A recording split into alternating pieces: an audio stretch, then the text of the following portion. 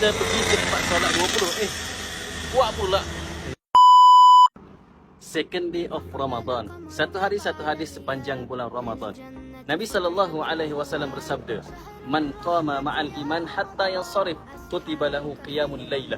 Yang bermaksud, barang siapa yang mendirikan solat, yakni solat tarawih bersama dengan imam, sehingga selesai pun bersama dengan imam, kutiba lahu qiyamul lailah, ditulis baginya seumpama solat sepanjang malam. Hadis riwayat Tirmizi.